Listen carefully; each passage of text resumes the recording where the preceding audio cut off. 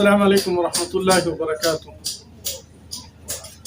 دوستو، بہت سارے کہتے ہیں کہ یہ 12 ربیع الاول جو ہیں، جیسے ہمارے پشتو میں کہتے ہیں کہ 12 عرفات، یہ منانا جائز ہے یا نہیں۔ اور اس طرح ہم پر ایک بریلوی عالم نے یہ ایک اعتراض بھی کیا ہے کہ دیکھو، آپ کا ایک عالم ہے، بہت بڑا عالم ہے، وہ خود اس میلاد النبی کا قائل ہے، میلاد کا قائل ہے، آپ لوگ کیوں نہیں مناتے؟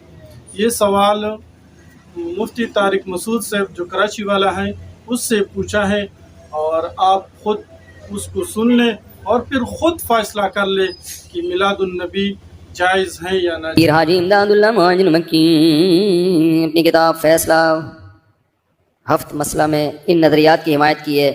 مولد شریف، فاتحہ، مروجہ اور سما غیر اللہ کو پکارنا، تو پھر علماء دیوبند کا ان نظریات کے خلاف سخت موقف کیوں ہیں؟ دیکھیں، حاجی امداد اللہ مہاجر مکی رحمہ اللہ تعالیٰ بہت بڑے اللہ والے بزرگ تھے، اور وہ میلاد کے حامی تھے، یہ بات درست ہے، میلاد شریف کے حامی تھے۔ غیر اللہ کو پکارنا تو شرک ہے، اس کے وہ حامی نہیں تھے۔ وہ پکار جو اسباب سے ہٹ کر ہو، ان کی شاعری میں جس پکار کا ذکر ملتا ہے وہ اسباب سے ہٹ کے والی وہ نہیں ہے، تو لیکن ہم اس کے بھی قائل نہیں ہیں، کیونکہ شرک کا دروازہ بہرحال اس سے کھلتا ہے، کیونکہ ایک عام آدمی کو کیا پتہ یہ اسباب کے تحت پکارنے کی بات کر رہا ہے یا اسباب سے ہٹ کے بات کر رہا ہے۔ تو وہ جو اس کے قائل تھے، تو یہ انہوں نے سوال پوچھا کہ پھر علماء دیوبند ان کو اپنا پیر و مرشد کیوں مانتے ہیں؟ دیکھو، وہ اللہ والے بزرگ تھے، تو ان سے اللہ اللہ سیکھنے کے لیے علماء ان سے بیعت ہوئے تھے، باقی مسائل میں ان کو فالو ہم نہیں کرتے۔ مولانا رشید احمد گنگوئی رحمۃ اللہ علیہ حاجی امداد اللہ مہاجر مکی کے مرید تھے نا، تو انہوں نے کوئی مسئلہ بتایا تو کسی نے کہا آپ کے پیر صاحب تو یہ مسئلہ بتاتے ہیں، تو انہوں نے جواب دیا کہ ہم نے پیر صاحب سے اللہ اللہ سیکھنے کے لیے اصلاحی تعلق قائم کیا، مسائل ان سے وہ ہم سے پوچھیں، کیونکہ علم اللہ نے ہمیں دیا ہے۔ تو بعض دفعہ کوئی بزرگ ہوتے ہیں لیکن مسائل میں ان کو مہارت نہیں ہوتی، تو ہاں بزرگ جو میں نے صحبت کی بات کی نا بیان میں، سخی کے ساتھ رہیں گے تو سخاوت آئے گی، تو اللہ والوں کے ساتھ رہیں گے تو کیا آئے گا دل میں؟ اللہ آئے گا۔ تو وہ اللہ والے تھے، ان کے ساتھ بیٹھنے سے اللہ کی محبت پیدا ہوتی تھی، تو بڑے بڑے علماء ان سے بیعت ہوئے، لیکن مسائل میں علماء دیوبند نے ان کو فالو نہیں کیا، کیونکہ مسائل میں علماء کو فالو کیا جاتا ہے، سمجھتے ہو گے نہیں سمجھتے، تو اس لیے علماء، بلکہ یہ تو علماء دیوبند کے حق پرست ہونے کی علامت ہے۔ یہ جو کہتے ہیں نا علماء دیوبند شخصیت پرست ہوتے ہیں، اگر شخصیت پرست ہوتے تو حاجی امداد اللہ مہاجر مکی جو ان کے پیر تھے ان کی بات مانتے اور میلاد شریف کی قائل ہوتے نا، تو یہ خود اس کی علامت ہے کہ علماء دیوبند شخصیت پرست نہیں ہے، انہوں نے اپنے پیر کی بات بھی نہیں مانی، صحیح ہے؟ ان کا دلیل کیا ہے اس کی؟ سمجھتے ہو؟ اور میں ایسی بہت ساری آپ کو حوالے دے سکتا ہوں میرے پیر و مرشد کے کیا رائے ہے، اور میں نے ان سے اختلاف کیا ہے، اس لیے ہماری نظر میں وہ موقف دلائل کے لحاظ سے کمزور تھا۔ آپ کو میں حقیقت حلفیہ یہ کہہ سکتا ہوں، آپ کو شخصیت پرستی علماء دیوبند جو صحیح علماء دیوبند ہیں وہ شخصیت پرستی سے بالکل پاک ہیں، اور جو لوگ کہتے ہیں نا شخصیت پرستی ہم میں نہیں ہے، میں 20 مثالوں سے ثابت کر سکتا ہوں ان سے بڑا شخصیت پرست دنیا میں کوئی نہیں ہے۔ یہ صرف لیبل لگانے والے لوگ ہیں، عملی زندگی میں یہ شخصیت پرست ہیں، یہ کبھی اپنے کسی باپ کی غلطی کو غلطی نہیں کہتے، 2 اور 2 4 کی طرح بھی ثابت ہو جائے تو ہم تو فوراً مان لیتے ہیں۔ ہمارے اپنے شیخ نے اصل الفتاوی میں مسائل لکھے، ہم نے ان پہ رد کیا کہ یہ مسئلہ ٹھیک نہیں ہے، ہمارے یہاں تو 20 مثالیں ہیں اس کی۔ تو یہ لوگ ہیں شخصیت پرست، سمجھتے ہو کہ نہیں سمجھتے؟ ہمارے ہاں تو اتنی کہ المہند المفند جب لکھی تو مولانا خلیل احمد سہارنپوری نے یہ لکھا کہ اس کے چند مسائل ایسے ہیں اس میں اگر کوئی اختلاف کرتا ہے تو ہمیں اس پہ بھی اعتراض نہیں ہے، سمجھتے ہو؟ وہ تو اس کو بھی کہہ رہے ہیں کہ یہ ہماری رائے ہے، کوئی اس سے انحراف کرے تو بھی ٹھیک ہے، تو شخصیت پرست تو یہ ہو گئے نا۔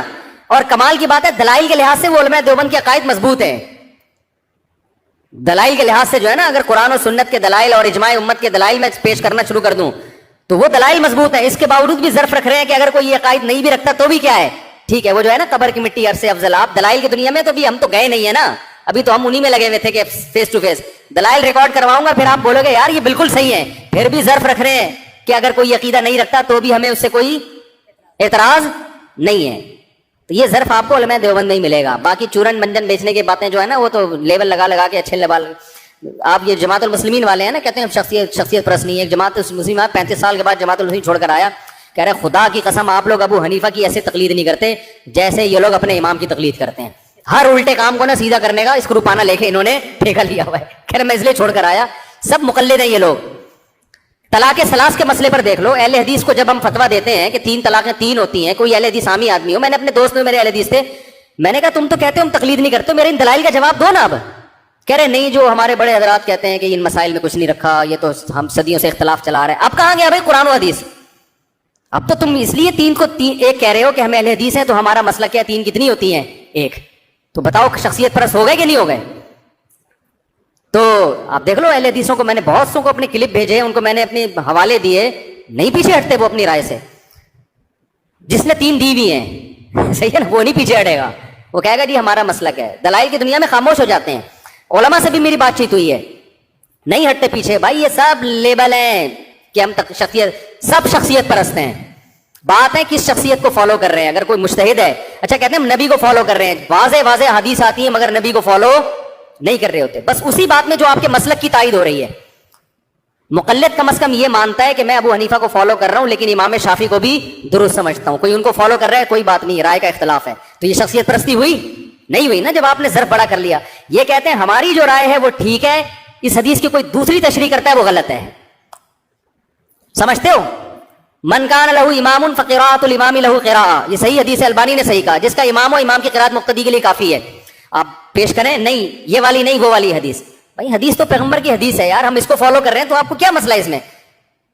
نہیں وہ ایک دم دیکھو، ایک دم جو ہے نا ایک دم ایسے چہرے کے تغیرات. شافی لوگ ہمارے ساتھ بہت ٹائم گزرا، وہ حدیث پیش کرتے ہیں، ہم جب ان کے سامنے حدیث پیش کرتے ہیں کہتے ہیں ٹھیک ہے بھائی یہ بھی مضبوط دلیل ہے، ٹھیک ہے یہ بھی وہ بھی رائے ہے یہ بھی رائے ہے، تو آپ اس کو فالو کر رہے ہیں، اس کو وہ بٹا ختم کر دے گا، اس کا ظرف کیا ہوگا؟ بڑا. لیکن جب آپ مذاہب اربعہ سے ہٹتے ہو تو ظرف تنگ ہونا شروع ہو جاتا ہے. میں ہی ٹھیک ہوں، میں شخصیت پرست نہیں ہوں، حالانکہ یہ بھی شخصیت پرست ہے اور اس کو جو فالو کر رہا ہے وہ بھی شخصیت پرست ہے. تو یہ ایسا ہوتا نہیں ہے، یہ سب لیبل لگے ہوئے ہیں، سمجھتے ہو؟ اور میں بتاؤں میں نے اپنے شیخ سے کتنی چیزوں میں مخالفت کی ہے، حالانکہ ہماری کیا اوقات ہے، ہماری کیا اوقات ہے. ہمارے شیخ نے اپنے شیخ سے کتنی چیزوں میں اختلاف کیا. تو ہمارے یہاں تو مجلس تحقیق جب ہوتی ہے نا، دلائل سے بحث چلتی ہے، تو اس میں یہ نہیں آتا کہ حضرت جی نے کیا کہا ہے، صحیح ہے نا، اس میں دلائل کی بات ہوتی ہے. کبھی آؤ مجلس تحقیقات میں بیٹھو تو پتہ چلے گا. سمجھتے ہو کہ نہیں سمجھتے؟ وہ آئے نا وہ پتہ چلے گا. سبھی لطیفہ یاد آ رہا ہے. اب کہا نا کہ ابا بیٹا گھر نہیں جاتا تھا نا، اسکول نہیں جاتا تھا. بیٹا تمہیں پتا ہے علامہ اقبال کون ہے؟ کہتا پتا نہیں. قائد اعظم کا پتا ہے کیا کون ہے؟ کم بخت اسکول جاؤ تو پتہ چلے نا. تو بیٹا کہتا ہے ابا آپ کو پتا ہے وسیم کون ہے؟ نہیں. ستار کا پتا ہے؟ ابا گھر میں رہو تو پتہ چلے نا. دوسری بات یہ ہے کہ دیکھو ہمارے پشتوں میں کہتے ہیں 12 عرفات فوت سے ہیں، یعنی 12 کو نبی علیہ الصلوۃ والسلام فوت ہوئے، اس دنیا سے کوچ کیا ہے. اب خود معنی کو دیکھو نا کہ 12 عرفات فوت سے ہیں. تو آیا جس دن ہمارا باپ بھائی وغیرہ فوت ہو جاتا، آیا اس دن ہم خوشیاں مناتے ہیں؟ اس دن ہم مٹھائیاں تقسیم کرتے ہیں کہ ہمارا والد صاحب چلا گیا، ہمارا بیٹا چلا گیا، ہمارا جو ہے رشتہ دار چلا گیا، آج ہم مٹھائیاں تقسیم کریں؟ اتنا بیوقوف کوئی ہے؟ ابھی تک آپ لوگوں نے کوئی اتنا بیوقوف آدمی دیکھا ہے کہ جو کسی کے مرنے پر خوشیاں کرے؟ کوئی بھی انسان ایسا نہیں ہے جو اپنے والد کی جانے پر وہ خوشیاں کا اظہار کرے. تو پھر اتنا بڑا ہستی جس کے لیے اتنا یعنی دونوں جہانوں کی چابیاں اور یہ جو کل کائنات ہیں اس کے روح سے کہ اللہ تعالیٰ نے بنایا ہے. اور اگر حضور صلی اللہ علیہ وسلم کی جانے پر آپ خوشیاں مناتے ہو تو پھر مجھے آپ یہ بتائیں کہ میں تو فتویٰ نہیں لگاتا، لیکن مجھے یہ بتائے کہ آپ میں پھر ایمان رہ سکتا ہے؟ یہ تو وہ کافر لوگ تھے جو حضور صلی اللہ علیہ وسلم کی جانے پر انہوں نے خوشیاں منائی. تو آپ بھی اپنے اوپر رحم کرے. یہ شریعت میں کوئی جائز نہیں ہے، میلاد النبی جائز نہیں ہے، شریعت میں اس کی کوئی بھی اثر نہیں ہے. نہ کسی صحابہ نے منائی ہے میلاد النبی، نہ تابعین نے، نہ تبع تابعین نے، نہ اس طرح اولیاء قطب ابدال کسی نے بھی میلاد النبی نہیں منائی. یہ جو آج کل جو منا رہے ہیں یہ اپنے پیٹ کے لیے منا رہے ہیں. صحیح بات ہے تو یہ اپنے پیٹ کے لیے اور حضور صلی اللہ علیہ وسلم کی یہ گستاخ بنے ہوئے ہیں. تو آپ لوگوں سے ریکویسٹ ہے کہ آپ میلاد النبی سے ان چیزوں سے دور رہے. جو بھی چیز شریعت میں ہوگی وہ جو ہے حدیث اور قرآن سے ثابت ہو کر اس کے بعد آپ وہ کام کریں. جو ہے نہیں تو پھر کیوں کرتے ہو؟